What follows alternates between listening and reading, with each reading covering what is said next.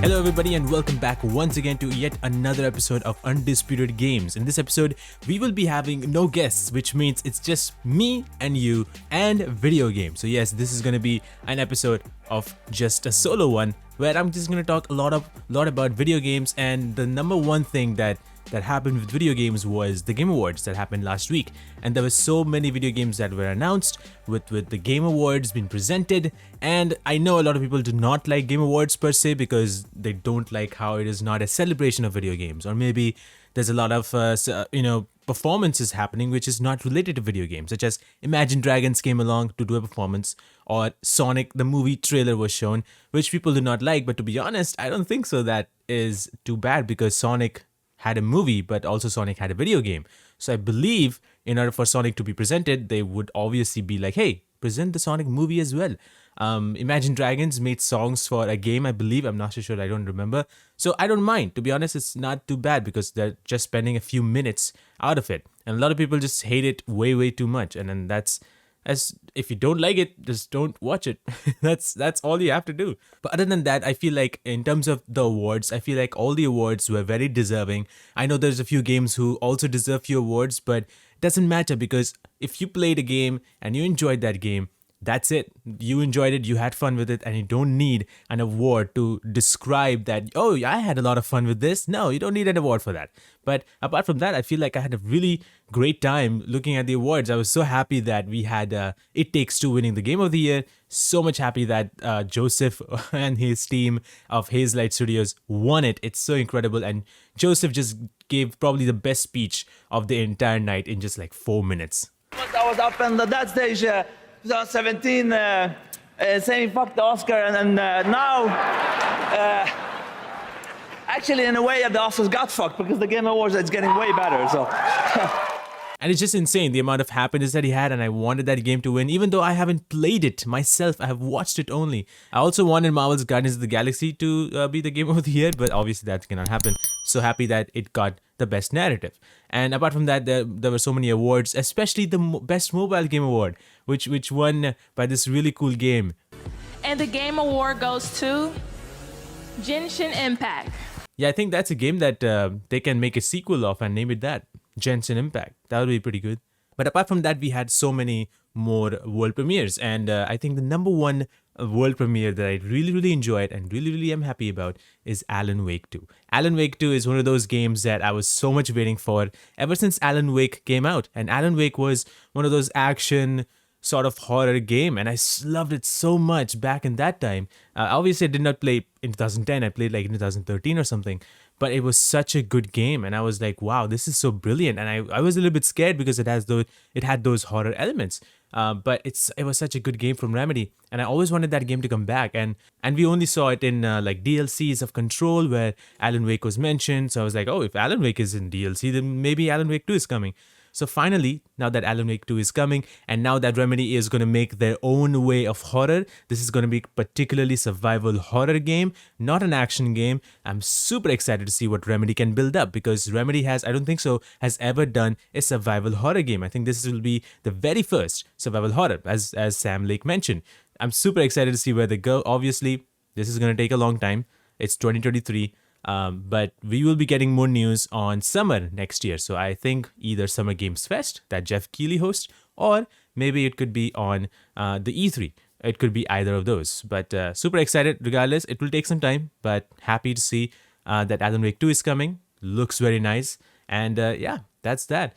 The other game that looked phenomenal was Hellblade 2. That game, I never expected that the cinematic and the gameplay will be completely mixed. Usually in video games, you will have a cinematic which looks highly detailed and highly different than the gameplay. Right now, we are trying to merge them together. Last of Us Part 2 was one of those games where the cinematics and the gameplay did not look a lot different. Obviously, there was differences, but it did not look that different.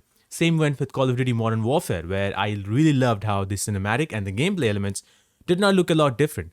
Whereas Hellblade 2 is one of those games where cinematic and gameplay are the same. It's like it's a cinematic experience more in a way, where there is those kind of gameplay. Now, what we saw was a very minimalistic gameplay, obviously, but there was not so much. But again, Hellblade is one of those games where you have minimalistic gameplay. You don't have too much. You don't have like complete HUD skills and all of that stuff. You don't have that, so it's a very different kind of game. So I think that's what they're going with this game. Maybe it could be possible that there will be no HUD at all. I'm not so sure how that's gonna go. If the game will always have black bars on the top and bottom, how movies are, or it could be different. Maybe it was just a small demo that they were showing, and that is the only place where you'll not see HUD. Maybe it will be different. But regardless of that, the game looked phenomenal. Obviously, a lot better than the first game. The graphics, the texture, the motion control, the animations look so clear and so cool. I'm just looking forward to the lore of this. It just is very, very interesting. Obviously, really cool game. If you haven't played Hellblade, I would really recommend playing Hellblade. I believe it's on Xbox Game Pass. You can try it out. Really cool game. I would highly recommend. The next game I'm super excited about is A Plague Tale Requiem. It's a sequel to Plague Tale Innocence, and it's a very cool game. Again, that's another game I would recommend to play. If you like story games, I would say Plague Tale Innocence was very cool. And I wanted that game to have a sequel, and the sequel looks phenomenal. I mean, I think it's going to be more open than how it was in Innocence. I think it is going to have much more ground to cover, much more places to explore. We saw that Amicia, the player that you control, we saw that she was in a ship of some kind, so maybe we will be using that for traversal only, maybe from one island to the other, or from one location to the other, because it's not in the modern times. So maybe that's how it's gonna go, or it could be that we will be doing that or using that for a particular mission or objective, whatever it is. Not so sure how Hugo, the kid who had the powers, will be, how that guy would be. I don't know. We don't know the story, but it looks very cool. We have crossbows now as weapon.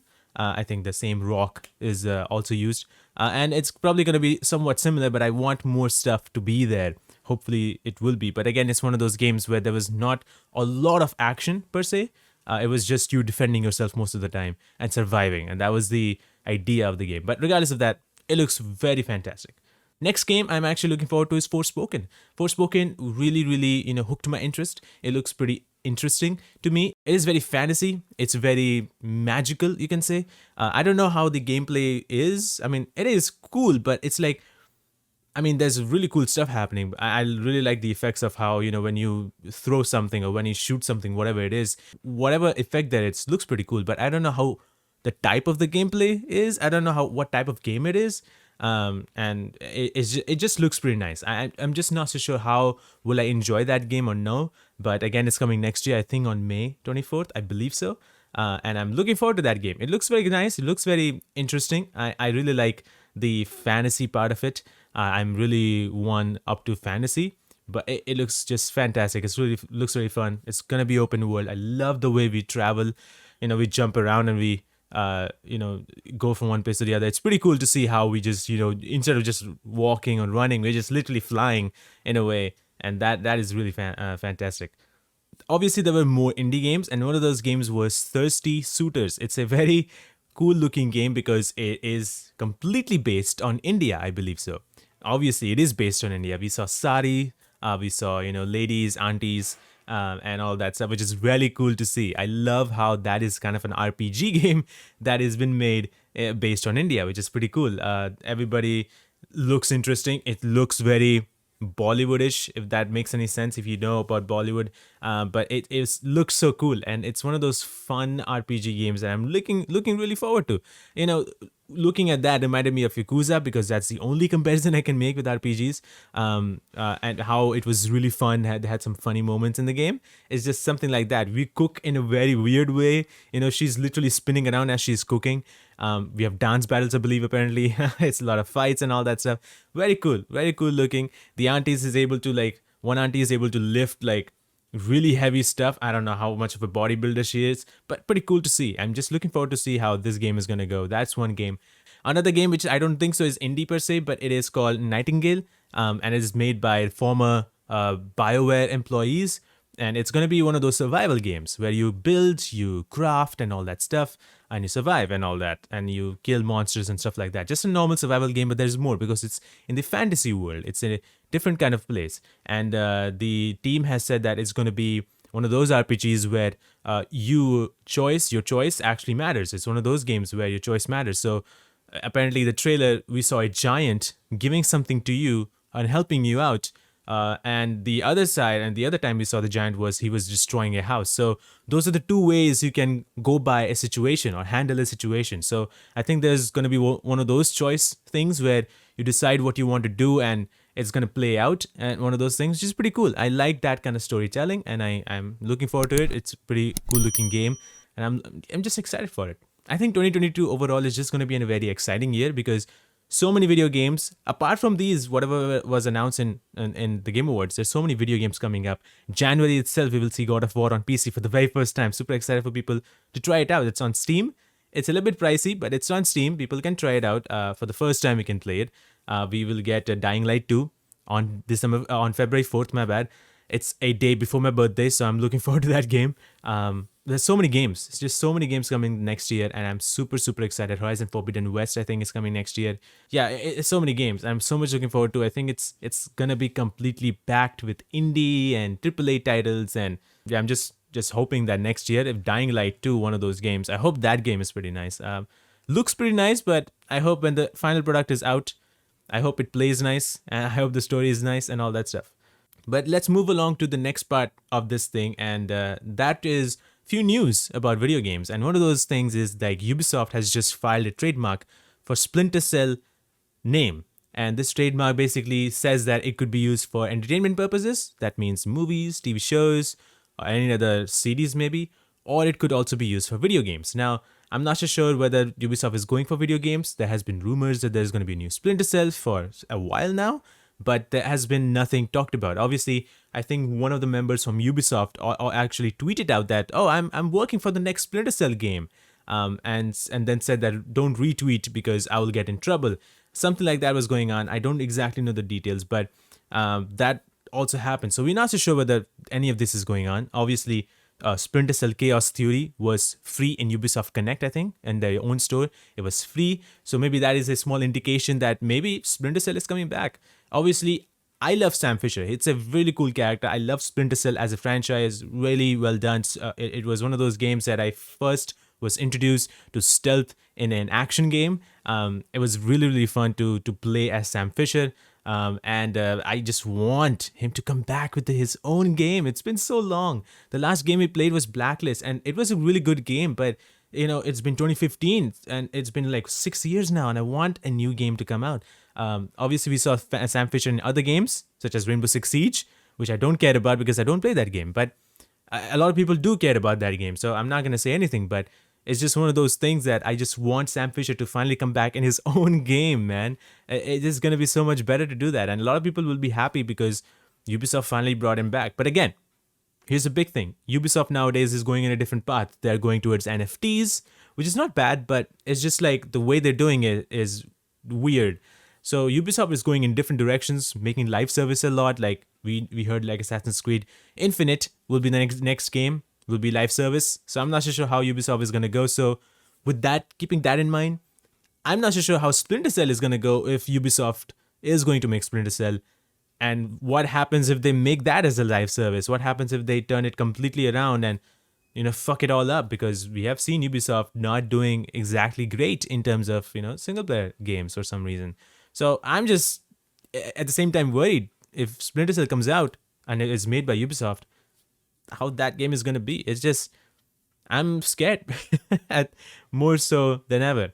But yeah, that is one of the news. The other news was from Telltale Games. And obviously the Game Awards had a game from Telltale Games, I think called The Expanse, which is based on the Amazon Prime show. But they never announced or talked about anything about The Wolf Among Us 2. Now, Wolf Among Us 2 is a game that was announced, actually re-announced in 2019, I believe, in the Game Awards. And ever since that, there has been nothing, no talks about The Wolf Among Us at all.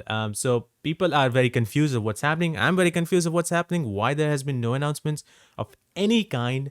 But Telltale, tweeted out an update that they haven't talked about it yet, and they will talk about it soon. And that's about it, which is weird because they are not. I don't know what's going on with the production of it. I don't know how far they are. I don't know if they are any close to finishing the game. It's just interesting to see how they still have nothing to talk about, which is very interesting. Even though I know that Telltale Games was like completely dead, for a while, and then another company helped Telltale to revive or to get revived, and now finally they are bringing their games back and making new games. So that's cool, but at the same time, whatever they promised that Wolf Among Us 2 is coming back, well, where is the update? That is one of those things I'm like, I mean, it's not that I do not want them to make the best game. I don't want them to, push the game out right now. I want them to just give some kind of update to like, okay, we are still working on it. We have done this and that, and this small updates, and small maybe screenshots here and there, just to give you or give us that, okay, we are in a development phase. We are working on it, instead of having nothing. And a lot of people are confused and worried because, I mean, what if Wolf Among Us 2 is just not happening? What if that is cancelled? What if that will get cancelled? Because Wolf Among Us is one of those Telltale games that I really, really loved. It's one of those games that I literally played the first. The first Telltale game I played was Wolf Among Us, and then I played The Walking Dead. So the Wolf Among Us for me is very close to me, and I really want that game to come back. Really cool mystery game. If you haven't played it, Wolf Among Us should be on Steam, I believe. If you want to just try it out, it's a really cool episodic game. It's just like, if you don't know episodic games, if you know Life is Strange, it's something like that, and it's very mysterious. You literally play as a detective, and there's murder mystery going on. It's really fun, and that's the reason why I liked it. The murder mystery and the mystery that was going on in the world of Fable. Pretty cool. The next we're going to talk about is the fact that Forspoken and Final Fantasy VII Remake, which is coming on PC, are both priced at $70 on Steam and Epic Store, I believe, which is crazy to see because Square Enix, the publisher, is going to be the first publisher, or is the first publisher, who is pricing their base games at $70 in PC and on last-gen consoles. That has never happened before. Usually what we saw is the PC and last-gen console will get a price of $60 in most of the games, and the PS5s and the Xbox Series X's, the next-gen console, will get a $10 extra price tag. So you will have to buy with $70 over there, but in PC and PS4 you can buy it at $60. But now apparently that has changed. Square Enix is like, you know what? This is going to be the new normal. We're going to have our PC games, last-gen console games at $70, and now the next gen console is even higher. So it's just like, what's happening? That is insane. That is not how you do business. I mean, the consumers will probably not buy that game. I mean, to be honest, there will be people who will buy that game. It's not like there will be nobody buying that game. Obviously, people will go ahead and spend their money and buy those games. It's just one of those things, like $60 itself is so large amount to buy a video game for. Like, we are saving that money to like, all right, we're going to save this money for this month. Buy that $60 game because it's so expensive. But now it's $70. So now you have to save extra money. And we were already hesitating to buy a $60 game. Why will we go for that $70 game? And it just sucks. Like, it's just one of those things. It's just, we can't do anything about it. And Square Enix really need to figure that out. It's even though when I remember when PlayStation 5 and Xbox Series X was coming out, there was a lot of talks about, oh, the next gen consoles, all the video games will be priced at $70. That was the new thing, that, oh, the new pricing, $70. And I got that maybe in a way, even though that is kind of a bullshit way to do that. Like, the next gen consoles, because there's so much new happening, bump up the price for video games. That was kind of a bad thing to do. But regardless of that, I mean, I was fine with it, because for PC players and last gen consoles, it was fine, $60. But now they're completely changing that, at least Square Enix is. And the reason why it's a big issue is because as Square Enix has already started doing this, other companies such as EA and Ubisoft, they will start doing the same. So now maybe they will start following Square Enix, and they will start making their video games $70, because Square Enix did it first and they're having a success, you can say. So this is not a good way to do it. I feel like this is the worst thing to do. And a lot of people are already against it, bumping up the price and making that as a mistake. Well, there's a series of Xbox that you can actually watch called The Power On, the story of Xbox, which is literally a 6-episode YouTube series. It's on Xbox right now, their own YouTube channel, and they talked about how Xbox was launched and back in 2001, and how when they launched it, it was really cool to see when they launched Xbox and when they turned it on, it was just not turning on. I was like, you know what, it will turn on. You will have this box, you will open it and it will turn on, and it just never turned on the presentation. But they had made so many mistakes from Xbox to Xbox 360, which is pretty good. Then they had the Ring of Death happening on Xbox 360. Then they made Xbox One for bad reasons, and then bumping up the price to $499. That back in, I think, PlayStation 2 times or PlayStation 3 times, it was $499. And they did the exact same with Xbox, where they bumped up the price from $399 to $499. And a lot of people were like, what the fuck is this? Why will I want to buy that? And then PlayStation launched their PlayStation 4 at $399. So everybody started buying that. So it's a perfect example right here how Square Enix should not do this, because obviously people will buy other games which is priced at $60 than your game. So that's one of the examples. But regardless of that, I would highly recommend you to watch Power On Story of Xbox. If you're an Xbox fan, maybe if you are an Xbox fan, maybe you're not an Xbox fan at all, I would still recommend watching it, because they had made a lot of mistakes and they owned it. There are people from Sony as well who talked about Xbox. There were a lot of people who talked about, obviously, the whole team of Microsoft. Not exactly the whole team, obviously, but the team that handled Xbox console talked about how they made mistakes in Xbox, how Xbox in itself was very hard to come up with and convince Bill Gates for it. And, going through Xbox and Xbox 360 and Xbox One, and how they had, in every of these consoles, they had a lot of issues, they had a lot of failures, and they always had to come up with. And now Phil Spencer is leading Xbox, and right now things are getting a lot better with the Xbox Game Pass. Best way to play video games is to buy an Xbox Game Pass, play it on PC, and get a PS5 if you can, which we still don't know if we will be able to. But buy PS5, get Xbox Game Pass, and you're done. That's it. You'll play probably all the video games except the Nintendos. You'll play all the video games that there is in the world. It's just pretty cool, right? All the video games in PS5. All the video games of PC, including all the games from Xbox or Microsoft. Super cool. I think that's a very good deal. Xbox Game Pass in itself is amazing. They have like 400 plus video games right now. So many video games. And even day one, like Halo Infinite came on day one. We're going to have so many new games coming on day one. Hellblade 2 will be coming day one on Xbox Game Pass, which is pretty cool. And this week, I think, is going to be The Gunk coming up on Xbox Game Pass. I think that's happening on tomorrow. That is December 16th. So I'm excited to play that one. So yes, there's so many video games coming up, and I'm excited to play these games. But yes, in the end, that was everything that I wanted to talk about in this episode of Undisputed Games. This was really fun. Obviously, we recapped the Game Awards. We talked about all these news that's happening, and I just wanted to do this. It's really fun.